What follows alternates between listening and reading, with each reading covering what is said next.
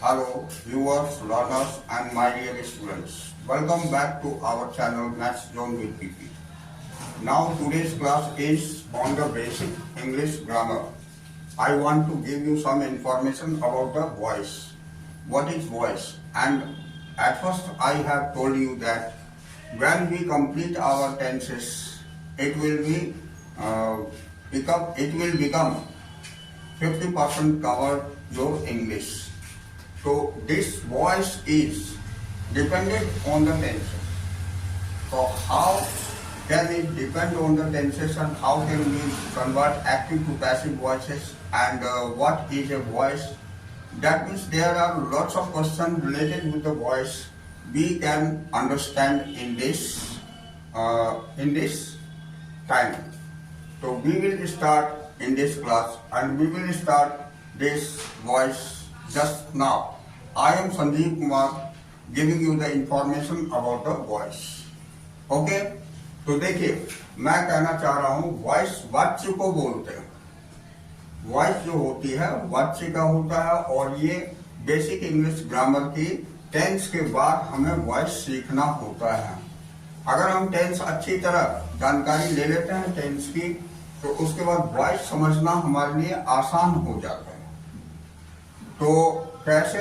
सबसे पहले वॉइस क्या है, इसका यूज क्या करते हैं, कैसे करते हैं और इसमें कैसे रूल एंड रेगुलेशंस हैं, वो सारी जानकारी मैं आपको इस क्लास में दूंगा.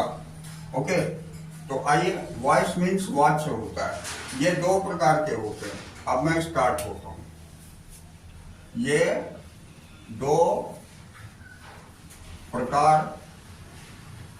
के होते हैं.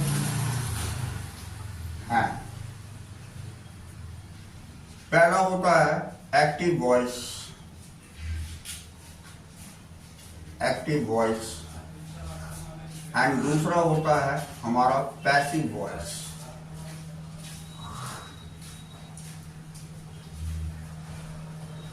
तो देखिए एक्टिव वॉइस को हिंदी से कर्तरी वाच्य बोलते हैं.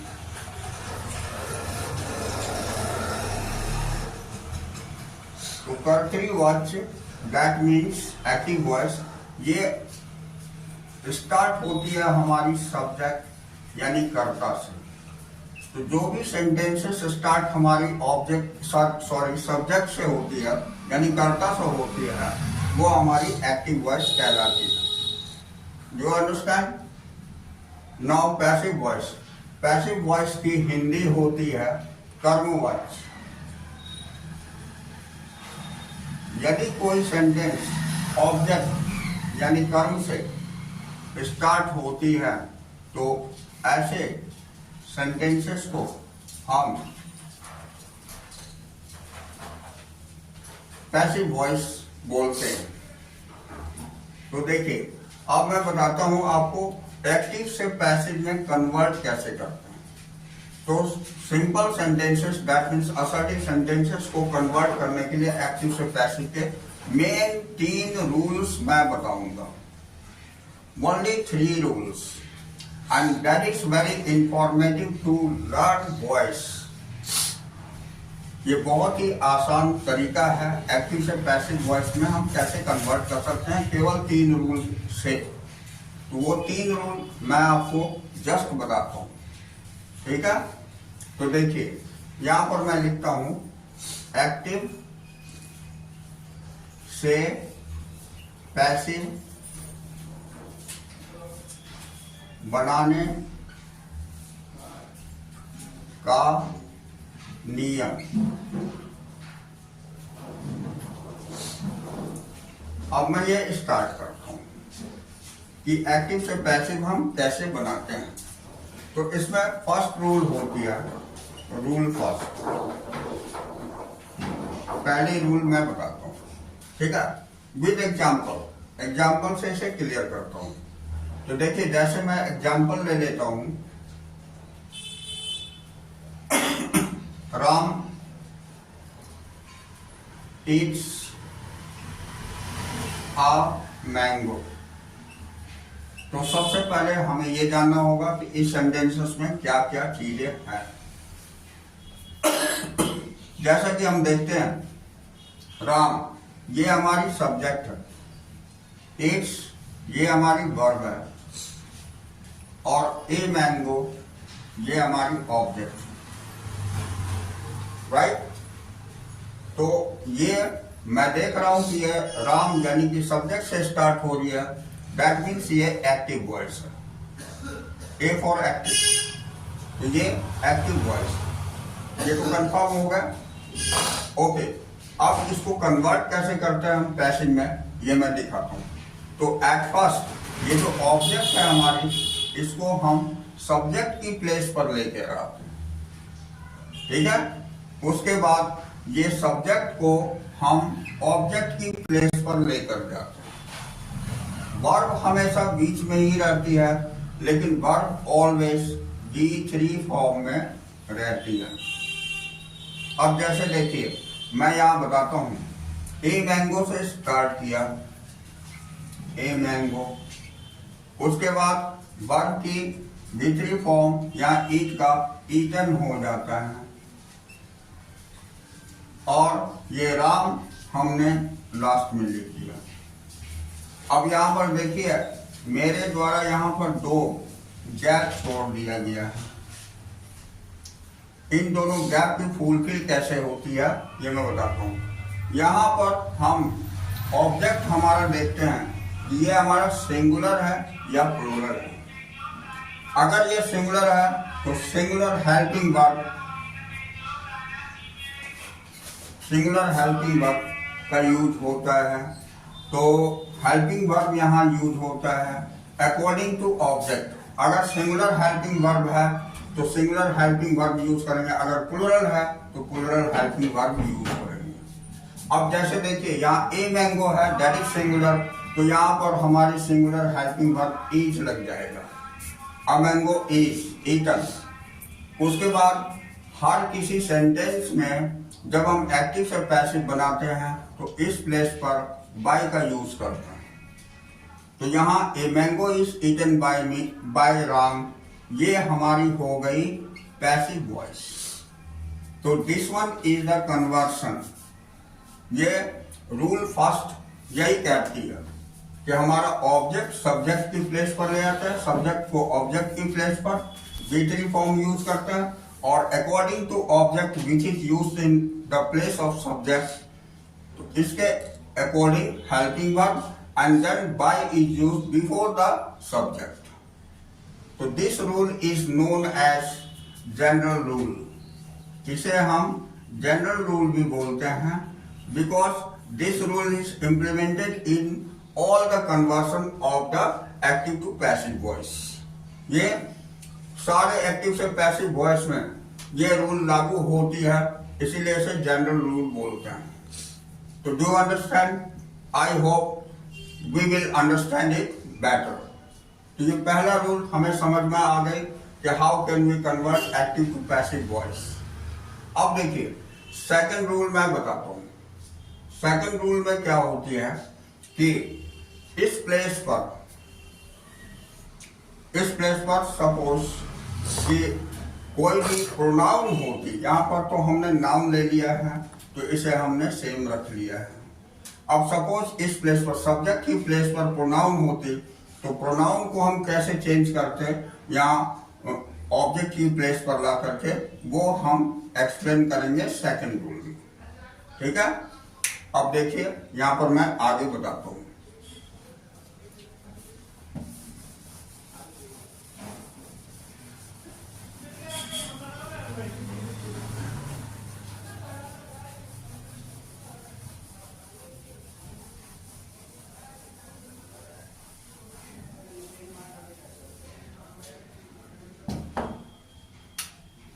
यहाँ रूल 2,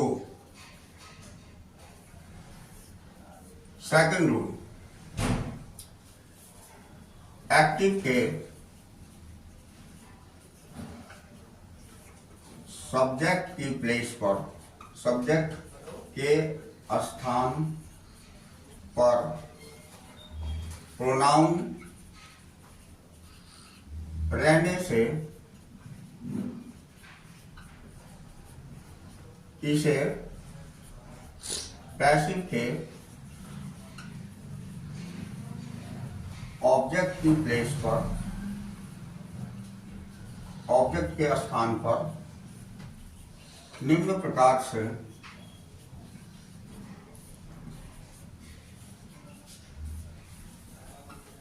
परिवर्तित करते हैं, जैसा कि मैं नीचे दिखा रहा हूं। तो एक्टिव के सब्जेक्ट के स्थान पर जो भी हमारा प्रोनाउन होगा उसको हम पैसिव के ऑब्जेक्ट के स्थान पर किस तरह से चेंज करेंगे ये मैं बताता हूं। तो जैसे देखिए, यहां मैं एक छोटा सा टेबल बनाता हूं, यहां लिख देता हूं एक्टिव और यहां लिख देता हूं पैसिव। ठीक है, एक्टिव यहां प्रोनाउन और यहां पैसिव प्रोनाउन। तो देखिए, अगर मान लीजिए हमारी सब्जेक्ट की प्लेस पर आई होता तो इसको हम मी में चेंज कर देते हैं। अगर वी होता तो इसे हम अस में चेंज कर देंगे। अगर यू होगा तो उसे यू ही रहने देंगे, और अगर ही होगा तो इसे हम हिम में चेंज करेंगे। अगर सी होगा तो इसे हम हर में चेंज करेंगे। अगर इट होगा तो इसे इट ही रहने दिया जाएगा, और अगर दे होगा तो उसे हम देम में चेंज कर देंगे। और कभी कभी ये एक्टिव में प्रोनाउन की प्लेस पर हु लिखा हुआ आ जाता है, तो इसे हम हुम में चेंज कर देंगे। नेम ऑलवेज नेम ही रह जाएगा, इसलिए ये भी लिख दीजिए, नेम नेम ही रह जाएगा। तो ये जो रूल थी ये हमारी सेकंड थी। अब इसे मैं आपको एग्जाम्पल में शो करता हूं। ठीक है, तो जैसे यहां पर ही एक एग्जाम्पल ले लीजिए। यहां मैं ले लेता हूं एग्जाम्पल थोड़ी देर के लिए। अगर मान लीजिए कि आई ईट अ मैंगो, ये होता एक्टिव में, तो हमारी ए मैंगो से स्टार्ट होती, ए मैंगो। अब ये सिंगुलर है इसलिए इसके लिए हेल्पिंग वर्ब इज का इस्तेमाल करेंगे, और ईट का V3 फॉर्म ईटन हो जाएगा। इसके बाद मैंने बताया था बाय का यूज करेंगे। अब आई का कन्वर्सन यहां हम मी में कर देंगे। यही कन्वर्सन अकॉर्डिंग टू दिस होगा। Do you understand? अब जैसे यहां पर बी होता तो यहां हम अस कर देते, बस। ठीक है, अब यहां अगर यू होता तो यहां हमारी यू हो जाती। तो यही कन्वर्सन हम जो इसे इसमें चेंज कर रहे हैं, यही रूल सेकंड में हमने बताया है। तो do you understand the second rule? Okay then, अब third and very important rule of the voice, ये हम आपको जानकारी देते हैं। ओके, तो आइए मैं आपको थर्ड रूल के बारे में जानकारी देता हूं। थर्ड रूल हमारी अकॉर्डिंग टू टेंस होती है। टेंस के अनुरूप कैसे चेंजेस होती है ये मैं एग्जाम्पल के साथ दिखाऊंगा आपको, और कहां कहां चेंज होती है, कैसे चेंज होती है, वो रूल एक्सप्लेन करता हूं। तो रूल 3 यहां लिख लीजिए, रूल 3। यही बेसिक 3 रूल्स हैं to convert active to passive voices. ठीक है, तीसरे रूल में होता है कि अकॉर्डिंग टू टेंस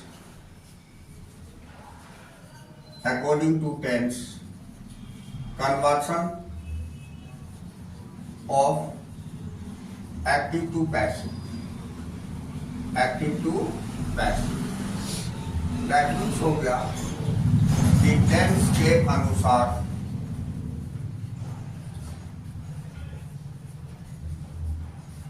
एक्टिव से पैसिव में परिवर्तन निम्न प्रकार से होते। ठीक है, तो ये मैं दिखाता हूं। इसके लिए थोड़ी टेबल हमें बड़ी लेनी होगी, तो यहां से मैं एक टेबल बना देता हूं, बिकॉज इसमें 12 टेंस की जानकारी देनी है, इसलिए ये टेबल थोड़ी बड़ी होगी। आइए, तो यहां पर इस कॉलम में हम टेंसेस लिखेंगे, इसमें हम एक्टिव लिखेंगे और इसमें हम पैसिव लिख देंगे। राइट, तो अब देखिए मैं दिखाता हूं। पहला टेंस हमारा सिंपल प्रेजेंट होता था, simple PRES, this one is the short form of present. तो सिंपल प्रेजेंट टेंस होती थी, इसमें हम simply V1 plus SES use करते थे। मेन वर्ब और हेल्पिंग वर्ब में जो चेंजेस हो रही है वो मैं दिखा रहा हूं। जैसे एग्जांपल में मैं लिख करके यहां पर दिखाता हूं कि कहां पर ये सारी रूल 3 का इम्प्लीमेंटेशन होगा, मींस लागू होगा। तो यहाँ एक्टिव में एक बार आप एग्जांपल लिख लीजिए। एक्टिव में I eat a मैंगो मैंने लिया था, तो इसका पैसिव में a mango is eaten by me. तो यहाँ देखिए, यहाँ हेल्पिंग वर्ब और मेन वर्ब में जो चेंजेस हुई है, इसी चेंजेस को हम इस पूरे रूल के अंतर्गत इसी प्लेस पर जो चेंज हो रही है उसे ही मैं दिखा रहा हूं, क्योंकि हम जानते हैं कि ऑब्जेक्ट हमारी सब्जेक्ट की प्लेस पर और सब्जेक्ट हमारी ऑब्जेक्ट की प्लेस पर चली जाएंगे और बाय सभी के साथ लगेगा। तो मेन चेंजेस इसी दोनों में, helping verb and main verb में होती है। उसी चीज का हम इस रूल 3 में एक्सप्लेनेशन करते हैं। तो डू यू अंडरस्टैंड? आइए अब मैं यहां स्टार्ट होता हूं। तो देखिए, तो जब V1 SES होगी तो पैसिव वॉइस में हेल्पिंग वर्ब में इज ऑब्लिक आर का यूज होगा। सिंगुलर होगा तो इज लगाएंगे, प्लुरल होगा आर लगाएंगे, ऑब्जेक्ट हमारी। उसके बाद इसमें D3 फॉर्म यूज हो जाएगी। That's all. ओके, अब दूसरा टेंस हमारा होता है present continuous tense, cont. Present continuous tense में इज आर एम पहले से लगा हुआ रहता है, हेल्पिंग वर्ब, और V1 के साथ में ING लगी हुई रहती है। तो इसको हम क्या करेंगे कन्वर्सन में, ये मैं बताता हूं। अकॉर्डिंग टू ऑब्जेक्ट जिसको हम सब्जेक्ट के प्लेस पर लाएंगे, वो सिंगुलर होगा तो इज, प्लुरल होगा तो आर। उसके बाद ये ING के लिए हम बीइंग का इस्तेमाल करते हैं, BEING। Please keep in mind, ING के लिए यह बीइंग का इस्तेमाल पहले कर देते हैं हेल्पिंग वर्ब के बाद। उसके बाद लास्टली D3 इज यूज्ड। तो इसमें जितने भी सेंटेंसेस हैं, जितने भी टेंस के सेंटेंसेस बनेंगे, D3 is used in all the tenses. Be careful. Okay, now the third one. Third one is present perfect tense. Present perfect में हमने पढ़ा था कि helping verb has oblique have का यूज होता है और D3 इसमें पहले से ही यूज होती है। तो इसमें हम क्या करेंगे, helping verb according to singular and plural has oblique have लग जाएगा और इसके साथ में प्लस बीन का इस्तेमाल करेंगे और लास्टली D3 फॉर्म। तो इसमें has been and have been का इस्तेमाल होगा और D3 फॉर्म। अब आप देखिए, हैज बीन और हैव बीन हम किस टेंस में यूज करते थे? प्रेजेंट परफेक्ट कंटिन्यूअस टेंस में। उसके सेंटेंसेस में हम हैज बीन और हैव बीन का यूज करते थे और उसमें V1 ING लगाते थे। तो यहां पर चौथा लिखिए, that is present perfect continuous tense. तो इसमें ये चीजें यहाँ यूज होती थी, has oblique have plus been और प्लस B1 ING, यही यूज होती थी ना। तो ये देखिए हैज हैव बीन का इस्तेमाल हम करते थे और ये ऑलरेडी हम पहले ही यहां कर चुके हैं पैसिव में, इसलिए इस प्लेस पर हम लिखेंगे नो चेंज, इसका चेंज नहीं होगा। दैट मीन्स इसके सेंटेंस के अगर बाय द वे ये सेंटेंसेस दी हुई रहेगी तो we should have to write no change. That means confirm हो जाएंगे कि इसकी चेंज नहीं होगी, राइट। तो अब हमने प्रेजेंट में देखिए चारों में हमने क्या देखा कि इसकी चेंज नहीं हुई, इन तीनों की चेंज हुई, राइट। अब आइए पास्ट टेंस। तो पास्ट टेंस का नेक्स्ट सिंपल पास्ट पहला टेंस होता है, सिंपल पास्ट। सिंपल पास्ट में हम जानते हैं ये रियली वेरी सिंपल होता है, V2 फॉर्म यूज होती है। ओके, तो इसमें हम helping verb was oblique verb according to singular and plural. अगर सिंगुलर हमारा रहेगा ऑब्जेक्ट तो उसमें वाज का यूज करेंगे, प्लूरल रहेगा तो वर का यूज करेंगे। उसके बाद इसमें हम V3 फॉर्म का इस्तेमाल कर देंगे। That's all. This one is very simple, how to convert active to passive voice, and this one is the rule 3. But we should have to keep in our mind that this one is very important rule. अगर ये तीनों rule हम ध्यान में रखेंगे तो voice बनाना बिल्कुल easy हो जाएगा। और जितने भी क्लासेस हैं, मोस्टली क्लासेस में एक्टिव टू पैसिव वॉइस के मिनिमम 2 मार्क्स के क्वेश्चंस आते ही आते हैं, 2 मार्क्स और 4 मार्क्स के क्वेश्चंस आते हैं। तो be careful about that. This one is very important for the basic English grammar. After tenses अगर हम टेंस कंप्लीट किया तो इट विल बी इजियर, ये आसान हो जाती है। ओके देन आइए नेक्स्ट पॉइंट पर। तो सिक्स्थ है हमारी past continuous tense, past cont, that is past continuous tense. और इसमें हम हेल्पिंग वर्ब वाज वर का यूज करते थे और इसके बाद V1 के साथ ING लगाते थे। तो be aware that was were helping verb इसमें भी लग जाएगी according to singular and plural object, जो कि हम सब्जेक्ट की प्लेस पर यूज करेंगे। आफ्टर दैट यहां जैसे हम ING के लिए बीइंग लगाए, like that same ING is used here, तो we should have to put here being. यहाँ बीइंग यूज होगी जस्ट लाइक ये सेकंड पॉइंट के आधार पर। उसके बाद हम V3 यूज कर लेंगे। That's all these sentences, right. अब आइए आप सेवंथ में। सेवंथ हमारी होती है पास्ट परफेक्ट। पास्ट परफेक्ट में हेल्पिंग वर्ब हैड का इस्तेमाल होता है और plus V3, right.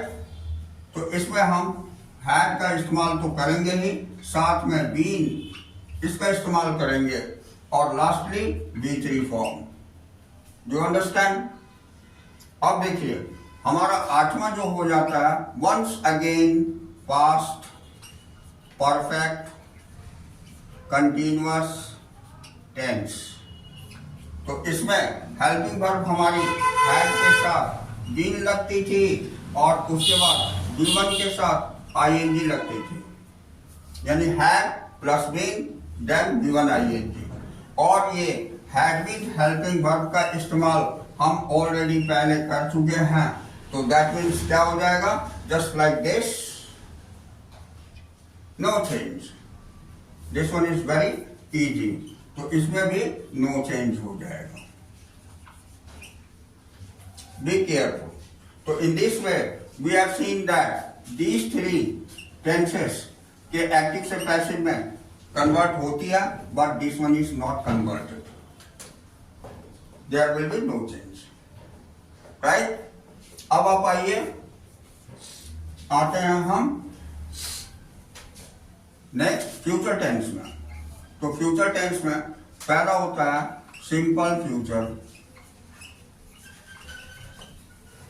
Simple future में हमारी हेल्पिंग वर्ब शैल विल का इस्तेमाल होता था और गिवन यूज होती थी, लेकिन यहाँ पर ऑब्जेक्ट हमारी जो भी होगी उसमें केवल विल का प्रयोग होगा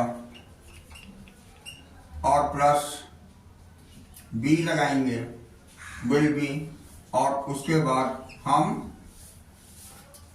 V3 फॉर्म का इस्तेमाल करेंगे।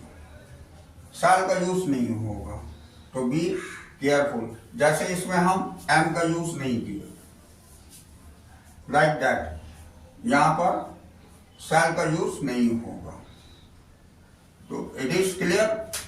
ओके, नाउ टेंथ हमारी फ्यूचर कंटिन्यूअस हो जाएगी। फ्यूचर कंटिन्यूअस, तो फ्यूचर कंटिन्यूअस में शैल विल का इस्तेमाल तो होता ही था, साथ में बी का इस्तेमाल होता था और प्लस गिवन ing इस्तेमाल होता था।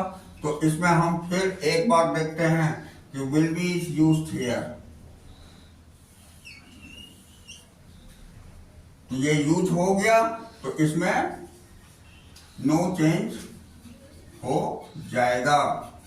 दैट मीन्स इसकी चेंज नहीं हुई, इसकी चेंज हुई, राइट। अब आइए 11th हमारी फ्यूचर परफेक्ट टेंस होती है।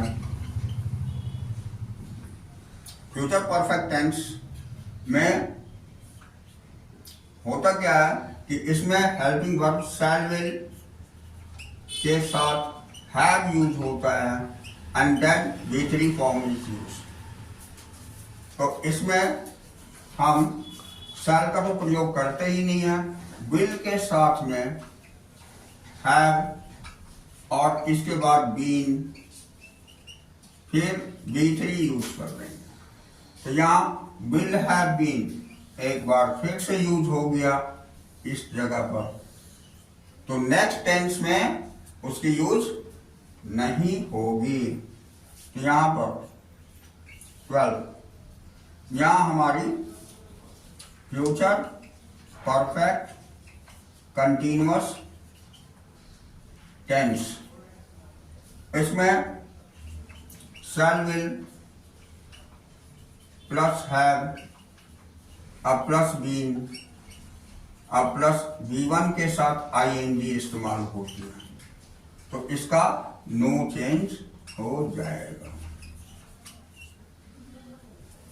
तो ये 12 टेंस में हमने क्या देखा कि 4 ऐसे टेंस हैं, ये और ये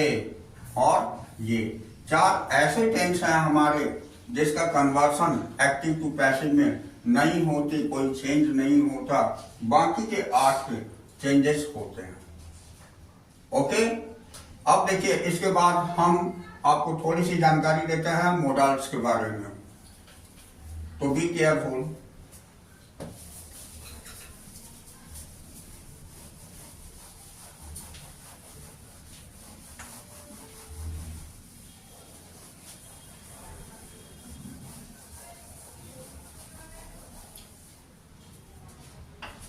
यहां अब हम थोड़ा सा 12 टेंसेस तो हमने बता दिया। अब कुछ ऐसे एक्टिव से पैसिव होते हैं जिसमें मोडल वर्ब्स की यूज होती है। Model verb is the special helping verb, ये स्पेशल हेल्पिंग वर्ब कहलाती है। दैट मीन्स इसकी यूज होती है कुछ विशिष्टता दिखाने के लिए, यानी कुछ स्पेशल दिखाने के लिए मोडल वर्ब्स की यूज होती है। तो जैसे हम यहाँ देखिए, यहाँ लिख दीजिए मोडल्स। मोडल्स में हमारी can, may, could, would, should, बस ये 2-4 एग्जाम्पल रख लेते हैं। तो इसका यूज हम करते हैं एक्टिव में और साथ में गिवन फॉर्म यूज करते हैं। जैसे I can write a letter, मैं एक पत्र लिख सकता हूं। You may go to school, जैसे ये सारे एग्जाम्पल इसमें मॉडल्स में हो जाएंगे। तो अब इसका पैसिव बनाने समय हमें ध्यान देना होगा। जहाँ कैन का इस्तेमाल है वहाँ कैन लिखेंगे, उसका जहाँ में है वहाँ में लिखेंगे। जहाँ कुड का यूज किया गया वहाँ कुड लिखेंगे, जहाँ वुड का यूज किया गया वहाँ वुड लिखेंगे, जहाँ शुड का यूज किया गया वहाँ शुड लिखेंगे। लेकिन इन सभी के बाद हम बी का यूज करते हैं, कैन बी, और lastly B3 form, can be और B3 का यूज करेंगे। May be B3, could be B3, would be B3, should be B3। बस हमारी एक्टिव से पैसिव कंप्लीट हो जाती है। तो here this one is very important, voice I have completed. ठीक है, तो मैं उम्मीद करता हूं कि आप लोगों को वॉइस समझ में आई होगी, और फिर नेक्स्ट बेसिक ग्रामर की नेक्स्ट टॉपिक लेकर के हम नेक्स्ट क्लास में आएंगे। Okay then, we will meet again, hope we will meet on the next class.